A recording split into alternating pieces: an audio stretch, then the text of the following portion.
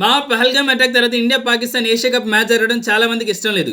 కానీ మన ఇష్టాలతో multinational games కి సంబంధం లేదు మామ. సో అక్కడ ఇండియా వర్సెస్ పాకిస్తాన్ మ్యాచెస్ ఆడాల్సిందే. అయినా ఇదేదో ఫస్ట్ టైం కాదు, ఇలాంటి సీన్స్ చాలానే జరిగాయి. కానీ ఇప్పుడు మనం మాట్లాడుకుంటున్నాం అంతే. ఫర్ ఎగ్జాంపుల్ ముంబై 26/11 అటాక్ జరిగిన 10 నెలల తర్వాత India versus Pakistan 2009 champions trophy match జరిగింది. 2019లో పుల్వామా అటాక్లో 40 సోల్జర్స్ చనిపోయారు. కానీ అది జరిగిన 4 months లోపు India versus Pakistan world cup match జరిగింది. 2001లో పార్లమెంట్ అటాక్ జరిగింది. అది జరిగిన 15 నెలల్లోనే India versus Pakistan world cup match జరిగింది. 2016లో పతన్కోట్ అండ్ యూరి అటాక్ జరిగింది. అది జరిగిన 9 నెలల్లోపు India versus Pakistan champions match జరిగింది. అప్పుడు ఎవరు మాట్లాడలేదు, ఎందుకో తెలుసా? అప్పుడు సోషల్ మీడియా లేదు కాబట్టి, ఉన్నా కూడా అంత యాక్టివ్గా ఉండేవారు కాదు కాబట్టి. మొన్న మన లెజెండ్స్ ఇండియా వర్సెస్ పాకిస్తాన్ మ్యాచ్ని బాయ్కట్ చేశారని మురిసిపోయి చప్పట్లు కొట్టారు కదా.